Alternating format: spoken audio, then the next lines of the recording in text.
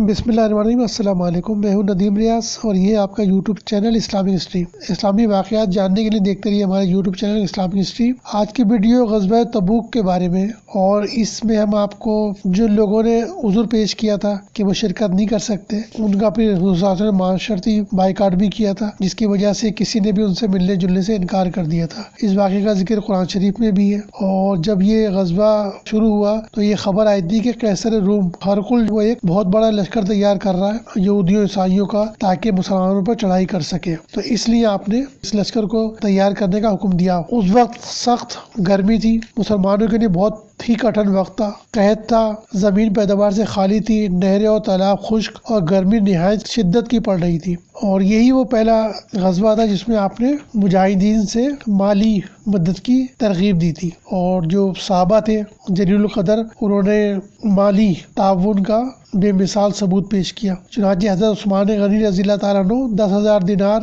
سرخ 300 اونٹ اور 50 گھوڑے پیش کیے۔ حضور صلی اللہ علیہ وسلم نے ان کے جذبہ اخلاص پر یہ دعا فرمائی: خدایا تو عثمان سے راضی ہو اس لیے کہ میں اس سے راضی ہوں۔ حضرت عمر فاروق رضی اللہ تعالیٰ عنہ اپنا نصف مال پیش کر دیا۔ حضرت عبد الرحمن بن عوف نے 100 اقیہ اور حضرت عاصم بن عدی نے 60 وسق کھجوریں پیش کی۔ حضرت ابو بکر صدیق رضی اللہ تعالیٰ عنہ نے تو اپنا کل مال ہی اسلام پر قربان کر دیا۔ صدیق اکبر جب اپنا مال لے کر حاضر خدمت ہوئے تو نبی اکرم صلی اللہ علیہ وسلم نے دریافت کیا: ابو بکر، تم اپنے اہل و عیال کے لیے بھی کچھ چھوڑ کر آئے ہو؟ ابو بکر رضی اللہ تعالیٰ عنہ نے عرض کیا: ہاں یا رسول اللہ، میں اپنے گھر میں اللہ اس کے رسول کا نام چھوڑ آیا ہوں۔ یہ مختصر میں نے اپنی ویڈیو کے بارے میں آپ کو بتایا۔ اب ہم شروع کرتے ہیں اپنی ویڈیو۔ غزوہ تبوک، یہ غزوہ ماہ رجب میں پیش آیا۔ اس کا سبب یہ تھا کہ مدینے میں یہ خبر پہنچی کہ رومیوں اور عیسائیوں مدینے پر حملہ کرنے کے لیے بڑی فوج تیار کر لی ہے۔ اس لیے حضرت صلی اللہ علیہ وسلم نے اہل مکہ اور قبائل عرب سے جانی و مالی امداد طلب کی۔ اس وقت سخت قحط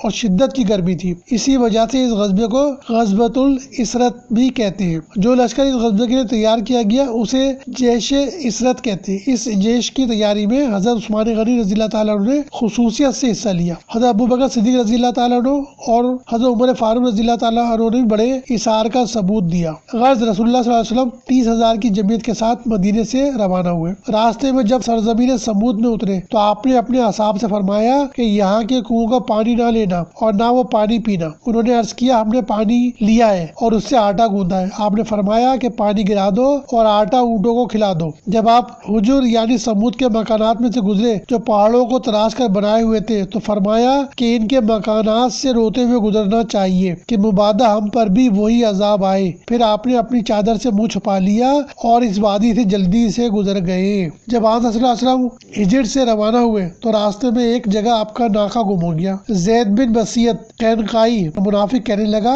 محمد نبوت کا دعویٰ کرتا ہے، نعوذ باللہ، اور تم کو آسمان کی خبر دیتا ہے، حالانکہ وہ اتنا بھی نہیں جانتے کہ اس کا ناقہ کہاں ہے۔ رسول اللہ صلی اللہ علیہ وسلم کو باطلاع الہی یہ معلوم ہو گیا۔ آپ نے یہ فرمایا: ایک منافق ایسا ایسا کہتا ہے، خدا کی قسم میں وہی جانتا ہوں جو اللہ نے مجھے بتا دیا۔ چنانچہ خدا نے مجھے ناقے کا حال بتا دیا، وہ فلاں درے میں ہے، اس کی نکیل ایک درخت میں پھنسی ہوئی ہے، اس سبب سے وہ رکا ہوا ہے، تم جا کر لے آؤ۔ بتعمیل ارشاد مبارک ناقہ اس درے میں سے لایا گیا۔ حضور کے ارشاد مبارک کے وقت حضرت عمارہ موجود تھے۔ منافق مذکور حضرت عمارہ ہی کے ڈیرے میں تھا۔ حضرت عمارہ اپنے ڈیرے میں واپس آ کر کہنے لگے کہ رسول اللہ صلی اللہ علیہ وسلم نے ابھی ہم سے باطلاع الہی عجیب ماجرا بیان فرمایا کہ ایک شخص ایسا ایسا کہتا ہے۔ عمارہ کے بھائی عمرو بن حزم نے کہا کہ تمہارے آنے سے پہلے زید بن بصیت نے ایسا ہی کہا ہے۔ یہ سن کر حضرت عمارہ نے زید کی گردن لکڑی سے ٹھکا دی اور کہا: اور دشمن خدا، میرے ڈیرے سے نکل جا،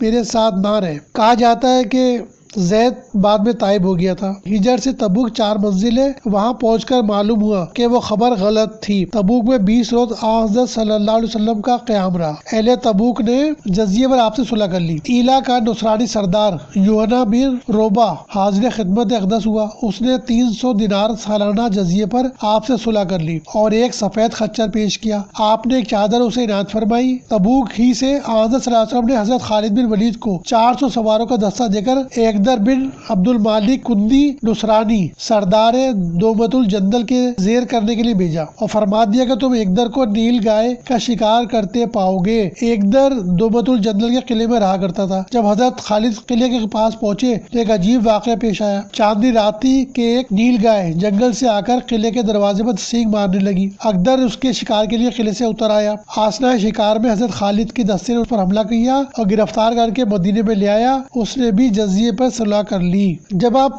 مدینہ منورہ سے جلوہ افروز ہوئے تو منافقین نے اس عظیم الشان آزمائش میں عدم شرکت کے لیے جھوٹے آزار تراش کر خدمت اقدس میں عذر خواہی کی اور ذات اقدس صلی اللہ علیہ وسلم نے ان سے درگزر فرمایا، مگر عذر خواہ جماعتوں میں 3 اشخاص مخلصین اسلام میں سے بھی تھے اور وہ کعب بن مالک، ہلال بن امیہ اور مرارہ بن ربیع جیسی ہستیاں تھیں۔ انہوں نے منافقین کی طرح حاضر ہو کر کچھ بیانی سے کام نہیں لیا اور صاف صاف عرض کر دیا، ایک خسرو دین اور دنیا میں چاہتا تو منافقین کی طرح کوئی جھوٹا عذر پیش کر کے آپ کے مواخذے سے بچ جاتا، لیکن اگر کسی دنیا دار سے ایسا معاملہ پیش آتا تو کر بھی لیتا۔ خدا کے نبی کے ساتھ ایسا نہیں کر سکتا۔ سچ بات یہ کہ میں محض اپنی کاہلی کی وجہ سے محروم الجہاد رہا۔ ہر دن یہ خیال کرتا رہا کہ آج اپنے باغوں کے لطف سے اور سیر ہو لوں، کل ضرور روانہ ہو جاؤں گا اور لشکر اسلام کو 1-2 منزل ہی پر جا پکڑوں گا۔ آخرکار اس کاہلی کا نتیجہ محرومی کی شکل میں ظاہر ہوا۔ اب جو حکم ہو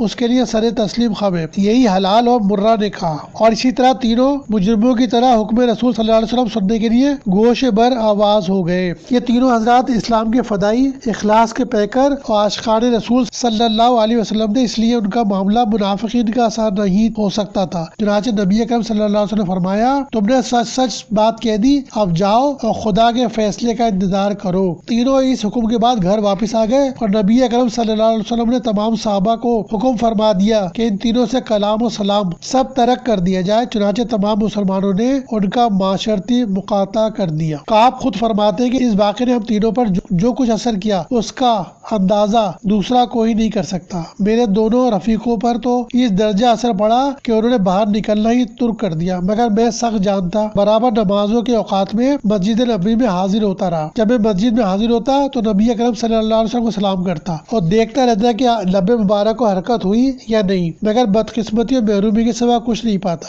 البتہ یہ محسوس کرتا تھا کہ جب میں نماز میں مشغول ہوتا تو آپ میری جانب دیکھتے رہتے اور جب میں فارغ ہو کر آپ کی جانب متوجہ ہوتا تو میری جانب سے رخ مبارک پھیر لیتے۔ لیکن اس تمام واقعے میں مسلمانوں کی اسلام دوستی اور امر رسول پر امتثال اور والہانہ استقامت کا یہ حال تھا۔ جب میں لوگوں کو اس سختی سے اکتا گیا تو ایک روز اپنے سب سے محبوب عزیز اور چچا زاد بھائی ابو قتادہ کے پاس گیا۔ اس ابو قتادہ کے پاس جو اس سے قبل مجھ پر جان چھڑکتا تھا اور میرا عاشق اور جان نثار تھا۔ میں نے اس کو سلام کیا مگر قسم خدا کہ اس نے کوئی جواب نہیں دیا۔ میں اس حالت کو دیکھ کر تڑپ گیا اور ابو قتادہ سے کہا، ابو قتادہ، میں خدا کی قسم دے کر تجھ سے دریافت کرتا ہوں، کیا تجھے معلوم نہیں کہ میں خدا اس کے رسول کو دوست رکھتا ہوں اور میں عاشق خدا اور رسول ہوں؟ ابو قتادہ پھر بھی خاموش رہا اور کوئی جواب نہ دیا۔ میں نے 2 مرتبہ اس بات کو دہرایا مگر اس نے سکوت ہی اختیار کیا اور کوئی جواب نہ دیا۔ آخر جب تیسری مرتبہ کہا تو صرف یہ کہہ کر چپ ہو گیا، خدا اور رسول ہی خوب جانتا ہے۔ یہ سن کر مجھ سے ضبط نہ ہو سکا اور میری آنکھیں ڈبڈبا آئیں۔ 40 دن گزرنے پر رسول اکرم صلی اللہ علیہ وسلم نے حکم فرمایا کہ ان تینوں کے رفیقہ حیات کو بھی چاہیے کہ شوروں سے مقاطعہ کر کے الگ ہو جائیں۔ چنانچہ ان اللہ کی بندیوں نے ہمارے ساتھ قلبی تعلق کے باوجود حکم رسول کو مقدم سمجھا اور اپنے میکے چلی گئی۔ البتہ ہلال بن امیہ کی رفیقہ زندگی نے دربار رسالت میں جا عرض کیا، یا رسول اللہ، ہلال بہت بوڑھے ہیں، ان کی خدمت گزار صرف میں ہوں، دوسرا کوئی نہیں، اگر وہ میری خدمت سے محروم ہو گئے تو ان کی ہلاکت کا اندیشہ ہے، اب کیا حکم ہے؟ تب آپ صلی اللہ علیہ وسلم فرمایا، خدمت کرتی رہو، باقی تعلقات کو سر دست منقطع کر دو۔ یہ سن کر اس نے سر تسلیم خم کر دیا اور اس کے باوجود کہ شوہر و بیوی یا عزیزوں اور رشتہ داروں کے درمیان دوسرا کوئی موجود نہیں ہوتا تھا، تب بھی کیا مجال کہ ایک لمحے کے لیے بھی کسی نے امر رسول سے انحراف کرنے کی جرت کی ہو۔ غرض عرض اسی طرح 50 راتیں گزر گئی اور ارشاد خداوندی کے بموجب جب خدا کی زمین وسیع ہونے کے باوجود ہم پر تنگ ہو گئی اور اپنی جان وبال نظر آنے لگی کہ صبح کی نماز کے بعد صلاح کی چوٹی پر سے ایک پکارنے والے نے پکارا، ایک کعب بشارت ہو۔ فوراً سمجھ گیا کہ درگاہ الہی میں توبہ قبول ہو گئی۔ اب کیا تھا، مسرت و خوشی سے پھولا نے سمایا اور وہیں سجدے میں گر گیا۔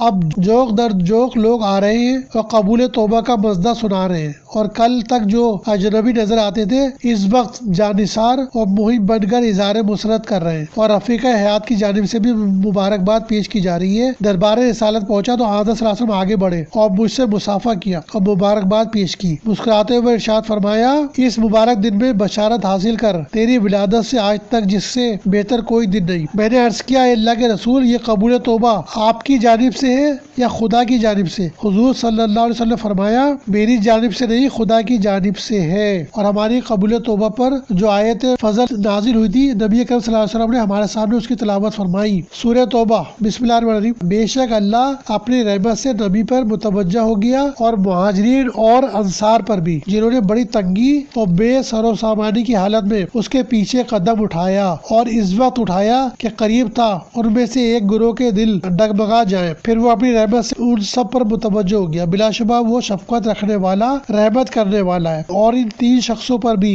اپنی رحمت کے ساتھ رجوع ہوا جو مولک حالت میں چھوڑ دیے گئے تھے، حتیٰ کہ نوبت یہ آ گئی کہ زمین اپنی ساری وسعت کے باوجود ان پر تنگ ہو گئی تھی، اور وہ خود بھی اپنی جان سے تنگ آ گئے تھے، اور انہوں نے جان لیا تھا کہ اللہ سے بھاگ کر انہیں کوئی پناہ نہیں مل سکتی مگر خود اسی کے دامن میں۔ پس اللہ ان پر اپنی رحمت کے ساتھ لوٹ آیا تاکہ وہ رجوع کرے۔ بلا شبہ اللہ ہی بڑا توبہ قبول کرنے والا ہے، بڑا ہی رحمت والا۔ یہ میں نے آپ کو آج غزوہ تبوک کے بارے میں بتایا، اور جو توبہ قبول ہوئی تھی اس کے بارے میں بتایا، اور جو حضور صلی اللہ علیہ وسلم کے کہنے پر جو مقاطع کیا تھا معاشرتی، اس کے بارے میں بھی آپ کو تفصیل سے بتایا۔ تو ایسی اسلامک ویڈیو دیکھنے کے لیے دیکھتے رہیے ہمارے یوٹیوب چینل اسلامک ہسٹری۔ ملتے ہیں انشاءاللہ ایک نئی ویڈیو کے ساتھ۔ السلام علیکم۔